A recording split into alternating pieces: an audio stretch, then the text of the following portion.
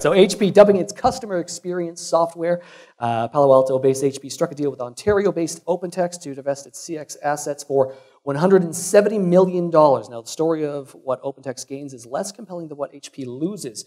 Another tale in what has become a growing saga for HP, the once dominant IT and software company that last fall announced plans to cut up to 30,000 employees at the company, split into two businesses. Earlier this year, HP filed a $5.1 billion lawsuit related to its autonomy acquisition. So, thoughts on this? It kind of makes sense for OpenText, though, doesn't it? I mean, when we go into this, they're in, like you said, they're in the business of buying companies right now. So this kind of seems to work. You know, I'm an industry analyst, and I've long known that OpenText caters to me just a little bit less than the typical financial analyst that they cater to, a heck of a lot more. They really care a lot more about those who are judging their stock price and those who are judging their portfolio of technologies. I mean, they've been, outwardly unapologetic about the fact that they basically go buy up businesses that have good valuations, that have good maintenance revenue to go after and take. And this is a really good business to go buy. I mean, no one said that TeamSite, HP's TeamSite, which was formerly Interwoven,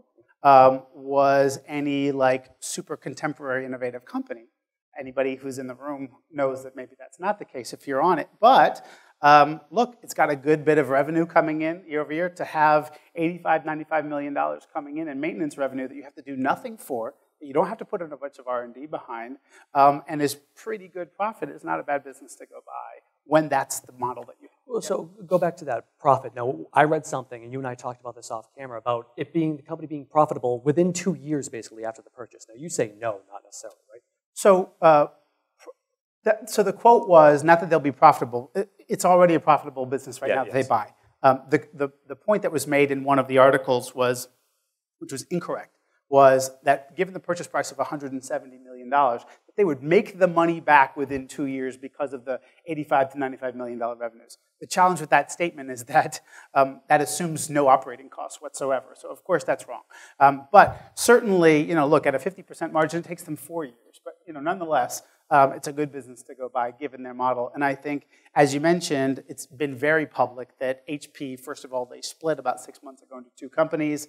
One analyst gave a hat tip to Matt Mellon from 451 Research. He was the first one that really noticed or publicized that this TeamSite book of business got booked under HP Inc., which is the consumer side of the business where they sell printers, not with the